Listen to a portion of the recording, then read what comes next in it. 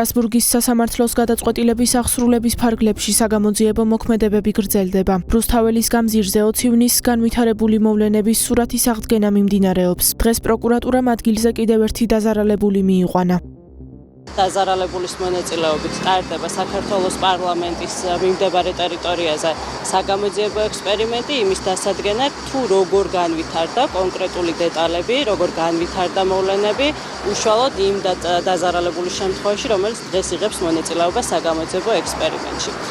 ექსპერიმენტში დაზარალებულის გარდა ბუნებრივია გამომძიებლებთან ერთად მონაწილეობას იღებს ექსპერტ-კრიმინალისტები, რომლებიც რა თქმა უნდა ტექნიკური კუთხით არის მნიშვნელოვანი, რომ მეტი დეტალური მითითებები აისახოს, ესე ვთქვათ, ოქროში, რათა სრული სურათი შეძლებისდაგვარად იქნას ასახული გამოძიების პროცესში.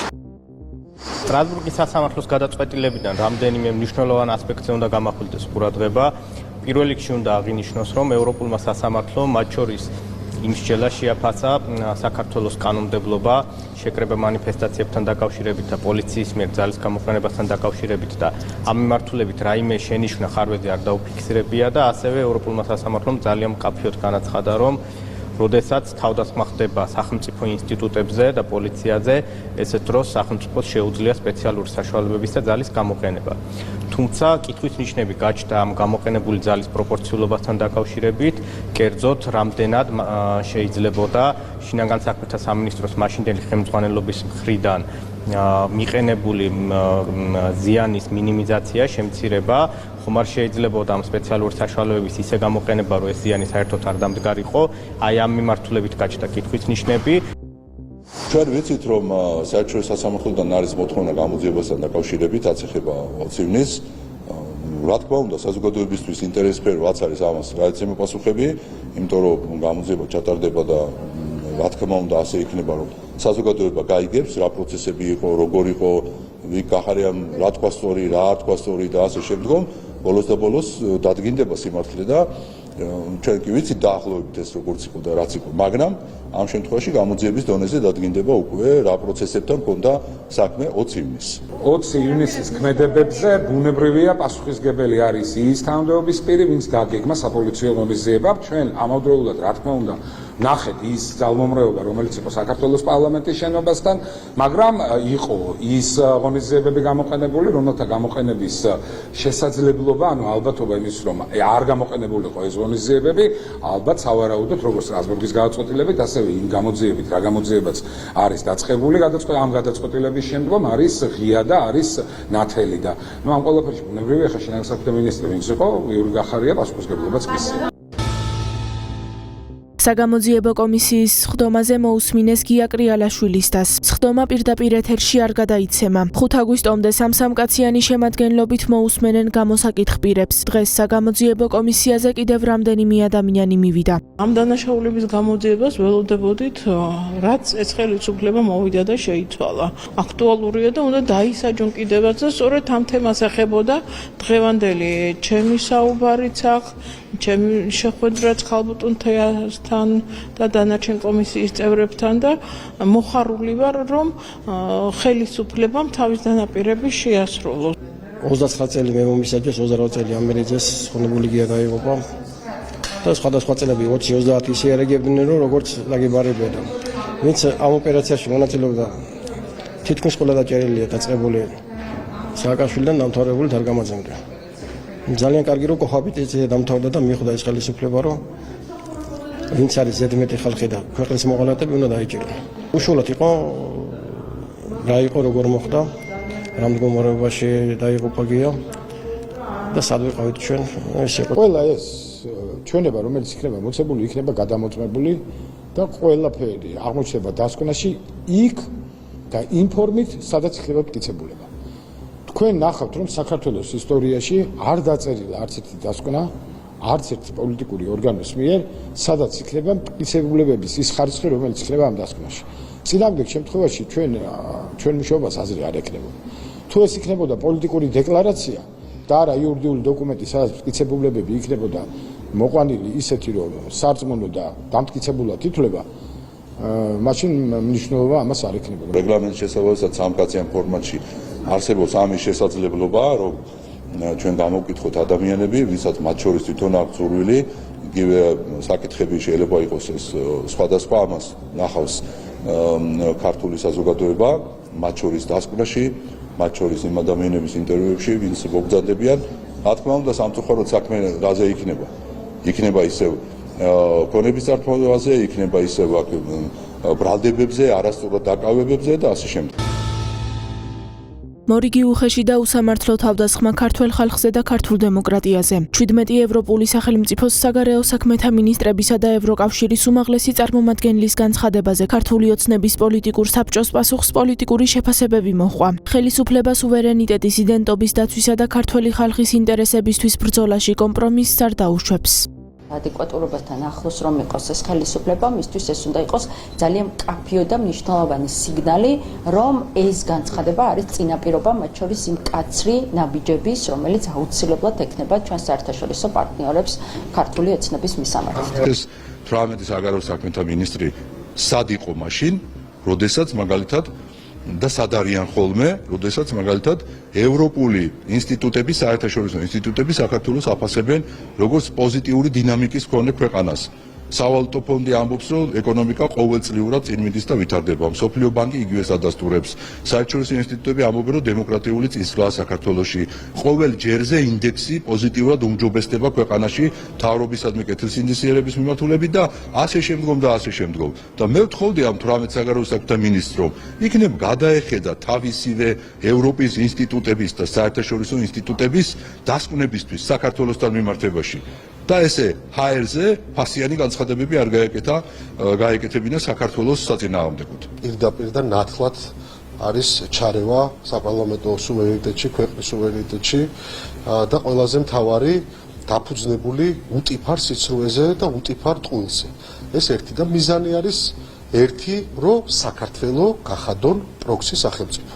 მათი სურვილი, რომ საქართველო იმოქმედოს კითხვის გარეშე ისე, როგორი დავალებაც წამოვა ბრიუსელიდან. ჩვენ ძალიან კარგად გვესმის, რომ ქართველმა ხალხმა ის იმედი, რაც ჰქონდათ ცალკეულ ძალებს ქვეყნის ფარგლებს გარეთ, ვერ გაუმართლა ეს იმედი, იმიტომ რომ მარიონეტები ხელისუფლებაში არ მოიყვანა, საუბრობენ იმაზე, რომ არის პოლიტიკურად მოტივირებული დაპატიმრებები მაშინ, როდესაც თვითოული ამ ქვეყნის კანონმდებლობით როდესაც საპარლამენტო საგამოძიებო კომისია მოითხოვს გარკვეული ქმედების შესრულებას და ეს ქმედება არ შესრულდება, ბევრად უფრო მძიმედ სისხლის სამართლებრივად ისჯება იმ ქვეყნებში, საფრანგეთი იქნება ეს, გერმანია, ესპანეთი თუ ასე შემდეგ, ვიდრე ეს ხდება საქართველოში.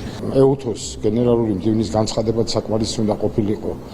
თვითონ დამკვირვებლების განცხადებაც საკმარისი უნდა ყოფილიყო, რომ ერთხელ და სამუდამოდ დამთავრებულიყო 2024 წლის არჩევნების ლეგიტიმაციაზე საუბარი, მაგრამ სამწუხაროდ ყოველგვარი დასაბუთების გარეშე მაინც აგრძელებენ ამას.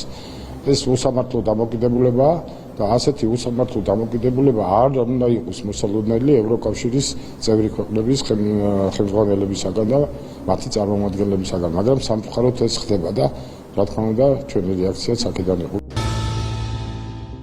თორნიკე რიჟვაძე მაჭარისთვის ბევრი რამ გააკეთა, მისთვის კორუფცია და მით უმეტეს ნარკომოვაჭრეების მფარველობა არავის დაუბრალებია. ასეთი რამ, რაც საჯაროდაც გვინახავს, წამოსულია ნაცმედიისა და ნაცჟურნალისტების მხრიდან, განაცხადა მამუკა მდინარაძემ.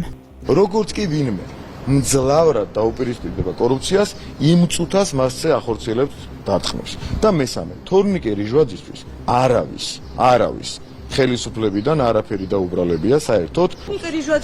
და რა შეიძლება არ ერთი წამი გავიკეხა ნოდარი მოიშორეთ ყურიდან თუ შეიძლება და ისე გამეცით პასუხები იმაზე სად მეძებეთ. ევეპიროც არ აინტერესებს პასუხი, იმიტომ რომ ნოდარ მელაზე ყურში კარნახობს რაღაცეებს და ეხა მებრძვის უკვე ტელეფონის მეშვეობით. პირველი, კიდე ერთხელ ვიმეორებ. ჩართეთ აბა. ჩართეთ. აი ნოდარ მელაზე თუ არა პირადი ინტერესი რომ ვინც კორუფციას ებრძვის და სიმართლეს ლაპარაკობს, ჩართეთ. აი თქვი ყურზე ყავს ნოდარ მელაზე, ხო? კარგი ბატონო მამუკა. ნოდარ მელაზე ყავს თუ არა ყურზე? კი ბატონო, ნოდარ მელაზე ყურზე. სად მომძებნეთ და ვერ მიპოვნეთ? თელი დღეა რო აცხადებ დაიმალაო. სად მომძებნეთ, კაცო? ლიდერი არა ის არის, ლევან ხაბეიშვილი არის თქვენაირი აგენტი. ძალიან ბევრი წელია გიცნობ და თქვენ რასაც კადრულობთ, იმას არავინ არ კადრულობს. თუ კი ვინმე ამ ქვეყანაში კორუფციას ებრძვის, ყველას მტერი ხარ თქვენ, ვინც კორუფციას ებრძვის. მაგრამ თორნიკერიჟვაძეს რაც შეეხება, თქვენ დააბრალეთ უკადრებელი. დაგვისახელეთ ამოგიღებ და გამოგიგზავნით. გამოგიგზავნით. ეს არ მახსოვს ზებირად. არა, არ მაქვს. თქვენ სიუჟეტ ეხა გაბრალებთ. აი ხა გაბრალებთ და გარანტირებულად თქვენ სიუჟეტს დღის ბოლომდე მოგაწვდით. გაუშვებ, რასაც მოგაწვდით? თქვენ დაბრალებულს? გაუშვებთ? კაი, თუ გაუშვებ შევხედავ. ნოდარ, მე საერთოდ კომუნიკაცია საერთოდ ბევრჯერ მქონდა თორნიკერიჟვაძესთან კომუნიკაცია. არა იმაზე, რაზეც შენ ლაპარაკობ. რაზეც შენ ლაპარაკობ, იმაზე არ მქონია არასდროს კომუნიკაცია რივაძესთან. მქონდა კომუნიკაცია სხვა საკითხებზე, მათ შორის მის დიპლომატიურ სამსახურში გადასვლასთან დაკავშირებით, ჩემს აზრთან დაკავშირებით. ბრიტანეთის ელჩის მორიგისით სრუე და შეტევა ხელისუფლებაზე. გარეტ უორდი შეშფოთებულია, როგორც თავად ამბობს, საქართველოში მედიის თავისუფლების გაუარესებით და ფაქტობრივად აცხადებს, რომ მზია ამაღლობელი არა პოლიციელის თავდასხმისთვის, არამედ ხელისუფლების კრიტიკის გამო დააკავეს. გერთიანებული სამეფო ამაყობს, რომ არის მედიის თავისუფლების კოალიციის წევრი. კოალიციის მრავალი წევრი განსაკუთრებით შეშფოთებულია საქართველოში მედიის თავისუფლების გაუარესებით, მათ შორის ხელისუფლების კრიტიკის გამო, ჟურნალისტ მზია ამაღლობელის პოლიტიკურად მოტივირებული პროცესი. სამწუხაროდ ბრიტანეთის საელჩო არის ჩაწერილი ამ ეტაპზე იმათ რიგებში, ვინც deep state-ის პოლიტიკას ატარებს, ანუ უსამართლობის პოლიტიკას. ბრიტანეთის საელჩოს დღემდე არ გამოუქვეყნებია და არ უთქვამს, რატომ და რისთვის აფინანსებდა იმ 4 ორგანიზაციას თითოეულს თუ ავსწრები 9 მილიონი გირვაკა სტერლინგით, რაც დიდი თანხაა. და რა მიზანი ჰქონდა ამ დაფინანსებას. მას შემდგომ რაც ეხა ამაღლობელს დააბრალეს გმირობა და უნდათ გაესაღებინათ, რომ თურმე პოლიციელს სილასო გაარტყა. ეს არის გმირობა, აი იქ დამთავრდა მათი სამართლიანობა ზოგადად. ელჩი ისევე როგორც პოლიციელი წარმოადგენს სახელმწიფოს. ხო ასეა, ნამდვილად ასეა. დიდ ბრიტანეთში რომელიღაც ჟურნალისტის მხრიდან რომელსაც არ მოწონს დიდი ბრიტანეთის პოლიტიკა, ან პრემიერ-მინისტრის პოლიტიკა, რომ ამ ჭრილში ბატონ ელჩს სილა უთავაზოს. სილა გაარტყას. სილის გარტყმა იქნება ხელისუფლების კრიტიკა, თუ ეს იქნება სისხლის სამართლის დანაშაული. ხო მარტივია ძალიან. ძალიან კარგია თუ კი ქართულად საუბრობს, მაგრამ ქართულად სიმართლე უნდა ილაპარაკოს. ტყუილებს ქართულად ილაპარაკებს, ინგლისურად, ფრანგულად არანაირი მნიშვნელობა არ აქვს. სამწუხაროდ ჩართულები არიან პირდაპირ პარტიულ აქტივობებში. სამწუხაროდ ძალიან ბევრს დაავიწყდა კონვენცია, დაავიწყდა დიპლომატიის არსი და დაავიწყდა რას ნიშნავს იყო დიპლომატი და ეწეოდა დიპლომატიურ საქმიანობას და ხელმძღვანელობ დიპლომატიურ მისიას მასპინძელ ქვეყანაში. ეს არის სრულიად სტანდარტის არარსებობა, რაც ისინი აკეთებენ და არაერთხელ გვითხოვს კონკრეტული ელჩების მიმართებით, რომ ბოლო-ბოლო დატოვონ დიპლომატიური მისია, შეიტანო საქართველოს მოქალაქეობაზე განაცხადი და პირდაპირ გაწევრიანდნენ რომელიმე დანაყოფში კოლექტიური ნაცმოძრაობის და მიიღონ არჩევნებში მონაწილეობა. იმიტომ რომ დე-ფაქტოდ ეს ხალხი ამას აკეთებს. დონალდ ტრამპის ადმინისტრაციის შტაბის უფროსის მოადგილე სტივენ მილერი განმარტავს, რომ არალეგალი მიგრანტების მასობრივი დეპორტაციის წინააღმდეგ ძალადობრივი საპროტესტო აქციები რადიკალი მემარცხენეების მხარდაჭერილია. მილერის თქმით, დემოკრატიული პარტია ცდილობს ქუჩებში ქაოსის შექმნით ძალაუფლება დაიბრუნოს. მემარცხენეებმა დემოკრატიულმა პარტიამ შეცვალა ტაქტიკა და ახლა მიგრაციას იყენებს იარაღად. ამიტომაც ვხედავთ ამ ძალადობრივ ამბოხებას სამართალდამცველების წინააღმდეგ. ვიხილეთ არაერთი ვიდეო, სადაც ჩვენს ოფიცრებს ესვრიან ქვებს, პიროტექნიკას და ცეცხლსასროლ იარაღსაც კი. დემოკრატებს ეს ძალადობა არც კი დაუგმიათ, არამედ ფედერალურ ოფიცრებს, გესტაპოსა და ნაცისტებს უწოდებენ. ამ რიტორიკით აქეზებენ ამ შიდა ტერორიზმს. ეს არის ძალადობრივი ტერორისტული თავდასხმები ჩვენი სასაზღვრო პატრულისა და საიმიგრაციო აღსრულების ოფიცრების წინააღმდეგ. გახარიასა და ხაზარაძის პარტიებმა არჩევნებისთვის თანამშრომლობის მემორანდუმი გააფორმეს. ღონისძიებაზე ქრონიკისა და პოსტივის გადამღები ჯგუფები არ შეუშვეს. რაც შეეხება მემორანდუმს, დეპუტატების განცხადებით ლელოც და გახარიას პარტიაც ნაციონალურ მოძრაობას წარმოადგენს. ისინი არიან პოლიტიკურ ქორწინებაში. 4 საკრებულოში საქართველოს სხვადასხვა მუნიციპალიტეტში და ეს მოცემულობაა და ფაქტია და ფაქტი რაც არის იმას რომ ამბობ ეს არც დასმენაა და არც უარყოფაა და ასე შემდგომ. ასე რომ გახარიას თავისი გეგმები რა აქ ეს ჩვენთვის ნამდვილად ინტერესფერო საწარმოადგენს, უბრალოდ საუბარია იმაზე რომ ახლა მასთან ხაზარაძესთან რამდენად ექნება ეს პოლიტიკური ქორწინება, ამას ჩვენ ნახავთ. ეს ხო ყველაფერი დიდი სცენარის ნაწილია, რომელიც აქ ჩამოდის და შემდეგ დიპკორპუსიდან, აქ ადგილზე მოქმედი თუ მათი ვიზიტებიდან, შემდეგ მოდის ეს დავალებები სხვადასხვა ფანჩატურში. ეს იქნება სალომე ზურაბიშვილის ფანჩატური, რაღაც დროებითი ფანჩატურები, დროებითი გაერთიანება დაშლები და ასე შემდეგ. ასე რომ შევხედოთ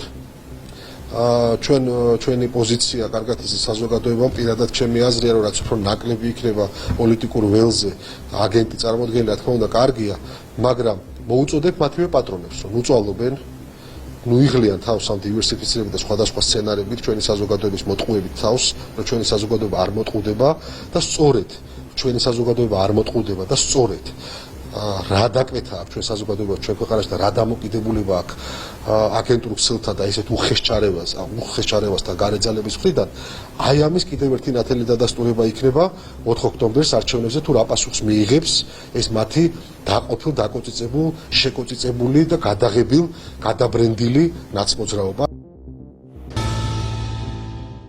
ევროპული სახელმწიფოს საგარეო საქმეთა მინისტრებისა და ევროკავშირის უმაღლესი წარმომადგენლის ხელმოწერით გავრცელებული წერილი და ქართული ოცნების პოლიტიკური საბჭოს პასუხი. განცხადებაში წერია, რომ წერილი უნდა შეფასდეს როგორც მორიგი, უხეში და უსამართლო თავდასხმა ქართველ ხალხზე და ქართულ დემოკრატიაზე. განცხადება გაჯერებულია საბჭოური სტილის დეზინფორმაციით და ცრუ ბრალდებებით. მოუწოდებენ წერილის თითოეულ ხელმომწერს საკუთარ განცხადებებს მომავალში მეტი პასუხისმგებლობით მოეკიდონ. 17 ევროპული სახელმწიფოს საგარეო საქმეთა მინისტრებისა და ევროკავშირის უმაღლესი წარმომადგენლის ხელმოწერით გავრცელდა წერილი, რომელიც სამწუხაროდ უნდა შეფასდეს როგორც მორიგი, უხეში და უსამართლო თავდასხმა ქართულ ხალხზე და ქართულ დემოკრატიაზე. განცხადება გაჯერებულია საბჭოური სტილის დეზინფორმაციით და ცრუ ბრალდებებით. შესაბამისად მოუწოდებთ წერილის თითოეულ ხელმომწერს საკუთარ განცხადებებს მომავალში მეტი პასუხისმგებლობით მოეკიდონ. ქართული ხალხის წინააღმდეგ ორკესტრირებულ თავდასხმას, რომელმაც 26 ოქტომბრის შემდეგ ახალი შინაარსი შეიძინა, აქვს ერთადერთი მიზეზი. ქართულმა ხალხმა არ დაუშვა ხელისუფლებაში Deep State-ის აგენტურის კოლექტიური ნაცმოძრაობის დაბრუნება, რასაც ღიად გულშემატკივრობდნენ ევროკავშირის ელჩი საქართველოში და კონკრეტული ევროპელი და ყოფილი ამერიკელი ჩინოვნიკები. ყველა ხედავს, რომ საპარლამენტო არჩევნების ლეგიტიმურობას ვერავინ აყენებს ეჭქვეშ. გარდა ობიექტური სინამდვილის არჩევნების ლეგიტიმურობას ამყარებს როგორც ეუთო ოდირის დასკვნა, ისე ეუთოს ხელმძღვანელი თანამდებობის პირების განცხადებები. მათ შორის ეუთოს გენერალური მდივნის რამდენიმე დღის წინანდელი განცხადება იმის შესახებ, რომ 2024 წლის არჩევნები ქართველი ხალხის ნებას სრულად ასახავდა. აშკარაა, რომ ევროპელი ჩინოვნიკები არა არჩევნების შინაარსით, არამედ მისი შედეგით არიან უკმაყოფილო. 18 ევროპელი ჩინოვნიკის განცხადებაში მოცემული ერთ-ერთი დეზინფორმაცია უკავშირდება რადიკალი პოლიტიკოსების დაპატიმრებას, რომელსაც პოლიტიკურად მოტივირებულს უწოდებენ და მის მიზნად ადგილობრივი არჩევნების წინ პოლიტიკური ოპოზიციის ჩახშობას ასახელებენ. პირველ რიგში ყველას უნდა შევახსენოთ, რომ დაპატიმრებული პოლიტიკოსებიდან ადგილობრივი თვითმმართველობის არჩევნებში მონაწილეობას მხოლოდ მამუკა ხაზარაძე და ბადრი ჯაფარიძე გეგმავენ. ხელმომწერ ჩინოვნიკებს ისიც უნდა შევახსენოთ, რომ კანონი, რომლის საფუძველზეც პოლიტიკოსებს პატიმრობა შეეფარდათ, საქართველოში 3 ათეული წლის წინ არის მიღებული და ის ევროპულ პრაქტიკას და სტანდარტებს სრულად შეესატყვისება. შესაბამისი სისხლის სამართლის საქმეები სრულიად მარტივი და გამჭვირვალეა. კონკრეტული პოლიტიკოსები არ გამოცხადდნენ საპარლამენტო საგამოძიებო კომისიაში, რისთვისაც კანონმდებლობა 1 წლამდე თავისუფლების აღკვეთას ითვალისწინებს და ამ დანაშაულისთვის მათ 7-8 თვით თავისუფლების აღკვეთა შეეფარდათ. ვინც გამოცხადდა, მას არც არავითარი სასჯელი შეფარდებია. მეტიც სწორედ თვითმმართველობის არჩევნების კონტექსტში საქართველოს პრეზიდენტმა მიხეილ ყაველაშვილმა განაცხადა, რომ შეიწყალებდა ყველა პოლიტიკოსს, რომელიც არჩევნებში მონაწილეობის სურვილს გამოთქვამდა და შესაბამისი განცხადებით პრეზიდენტს მიმართავდა. თუმცა ამ შემთხვევაშიც რადიკალმა პოლიტიკოსებმა გამოხატეს სრული უპატივცემულობა სახელმწიფო ინსტიტუტის მიმართ, რასაც ევროპელი ჩინოვნიკები მდუმარე მხარდაჭერით შეხვდნენ. წერილი შეიცავს კიდევ ერთ დეზინფორმაციას იმის შესახებ, რომ თითქოს აქტივისტები უსამართლოდ არიან დაკავებული. ეს განცხადება სხვა არაფერია თუ არა იმ ფაქტის მორიგი ილუსტრაცია, რომ გასული წლის ნოემბერ-დეკემბერში ხელისუფლების დამხობის მცდელობა და მომიტინგეების ბრუტალური ძალადობა სწორედ გარედან იყო მხარდაჭერილი. ყველას კარგად მოეხსენება, რომ ლეგიტიმური ხელისუფლების დამხობის ძალადობრივ მცდელობას გაუმჭვირვალე დაფინანსებდნენ USAID, NEDI, ID და სხვა მსგავსი ფონდები და ღიად უჭერდნენ მხარს კონკრეტული ევროპელი და ყოფილი ამერიკელი ჩინოვნიკები. მათვე შერაცხეს ბრუტალური ძალადობა მშვიდობიან პროტესტად, რასაც საბჭოური პროპაგანდაც კი არ ეკადრებდა. როგორც ცნობილია, მოძალადე მომიტინგეების მიმართ წარმართული ყველა პროცესი არის სრულიად გამჭვირვალე. ამასთან დეზინფორმაციით გაჯერებულ წერილზე ხელმომწერ ჩინოვნიკებს შევახსენებთ, რომ რამდენიმე ასეული მოძალადიდან მხოლოდ 30-მდე მოძალადეა დაკავებული, რაც გამოძიების მაღალ სტანდარტს ადასტურებს. ხელმომწერებს ასევე შევახსენებთ, რომ დიდ ბრიტანეთში, გერმანიაში, საფრანგეთში, შვედეთში, ესპანეთში და სხვა შესაბამის ევროპულ ქვეყნებში პოლიციელზე თავდასხმისთვის მრავალწლიანი, მათ შორის 5-8 წელი პატიმრობაა გათვალისწინებული. როდესაც ვინმეს პოლიტიკურ დევნაზეა საუბარი, ყველას გვინდა შევახსენოთ, რომ თუ კი სადმე შეიძინა პოლიტიკური ელფერი პოლიტიკოსების სამართლებრივმა დევნამ, ეს სწორედ გერმანია და საფრანგეთია. გერმანიასა და საფრანგეთში მთავარი ოპოზიციური პარტიებისა და მათი ლიდერების დევნის ფონზე მათი მხრიდან პოლიტიკურ დევნაზე საუბარი რბილად რომ თქვათ ღიმილის მომგვრელია. ასევე უნდა გავიხსენოთ რუმინეთში მომხდარი გაუგონარი ამბავი, როდესაც საპრეზიდენტო არჩევნების პირველ ტურში გამარჯვებულ კანდიდატს ჯერ არჩევნების საერთოდ გაუქმეს, ხოლო მოგვიანებით სისხლის სამართლის საქმე აღუძრეს და არჩევნებში მონაწილეობა აუკრძალეს.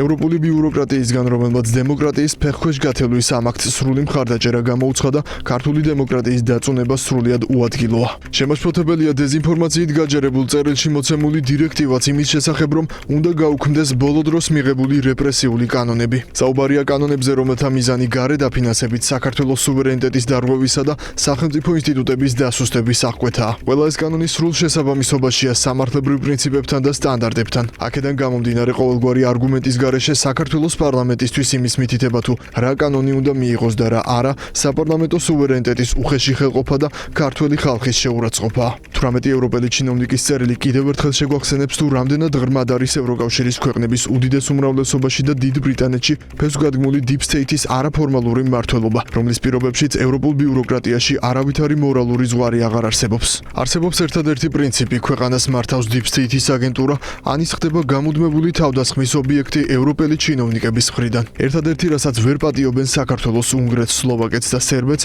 სწორედ დამოუკიდებლობა და სუვერენიტეტია. ბოლო დროს განვითარებული მოვლენები აღრმავებს საფუძვლიანებს იმასთან დაკავშირებით, რომ თავის დროზე Deep State-მა დიდი ბრიტანეთი ევროკავშირს კონკრეტული მიზნით დააშორა. Brexit-ის საფუძველზე ჩამოყალიბდა მესამე განცალკევებული ცენტრი, რომელიც Deep State-ის გლობალური დღის წესრიგის რეალიზებას ემსახურება. უნდა გავიხსენოთ დიდი ბრიტანეთის ყოფილი პრემიერის Liz Truss-ის სიტყვები, რომელმაც ხაზგასმით აღნიშნა, რომ დღეს ბრიტანეთს სწორედ Deep State იმართავს. იმედი გვაქვს დონალდ ტრამპი შეძლებს დაპირების შესრულებას და Deep State-ის დამარცხებას, რაც ევროპულ ქვეყნებსაც დაუბრუნებს სუვერენიტეტს. ხედავთ, რომ Deep State-ის სიმძიმის ცენტრმა ამერიკის შეერთებული შტატებიდან ევროპაში გადმოინაცვლა. თუ Deep State-ი არ დამარცხდა და მან მხოლოდ რებრენდინგი განიცადა, სამწუხაროდ გაგრძელდება როგორც ევროპის დასუსტება, ისე თავდასხმები ქართულ ხალხზე და ქართულ დემოკრატიაზე. დონალდ ტრამპს კიდევ ერთხელ უსურვებთ წარმატებას ამ მნიშვნელოვან საქმეში. დღეს ევროპა დემოკრატიულ უკუსვას და უმძიმეს ღირებულებით კრიზისს განიცდის. ევროპული სახელმწიფოების უმრავლესობა Deep State-ის პრინციპული გავლენის ქვეშ მოქმედებს. უკონტროლო მიგრაცია, ფსევდოლიბერალური პროპაგანდა, სახელმწიფო და რელიგიური ინსტიტუტების დაკნინება სწრაფი ტემპით აკარგინებს ევროპას იდენტობას. არასასურველი პარტიების და კანდიდატების საარჩევნო გამარჯვების არაღიარება და არჩევნების გაუქმება, ოპონენტების პოლიტიკური დევნა, მედიის თავისუფლების ტოტალური შეზღუდვა ევროპისთვის დღეს ნორმად არის ქცეული. ამ ფონზე არც ევროპარლამენტის აბსურდული რეზოლუციები, არც 18 ევროპელი ჩინოვნიკის დეზინფორმაციით გაჯერებული წერილი, არც მათი სანქციები და ქართულ ხალხზე სხვა თავდასხმები არავის უკვირს. ჩვენ ვერავის დავესხმებით თავს, მაგრამ ვერც იმას დაუპირდებით ვინმეს, რომ ქვეყანას, მის სუვერენიტეტსა და იდენტობას და ქართველი ხალხის ინტერესებს არ დავიცავთ. ამ ბრძოლაში ვერავითარ კომპრომისს ვერ დაუშვებთ. ამავდროულად გამოვხატავთ სრულმძაობას ვითანამშრომლოთ ნებისმიერ სახელმწიფოსთან, რომელსაც საქართველოსთან სამართლიანი თანამშრომლობის სურვილი აქვს. მნიშვნელოვანია ყველამ გააცნობიეროს, რომ როგორც საქართველოს სჭირდება ევროპა, ისე არანაკლებ ევროკავშირსაც სჭირდება საქართველო.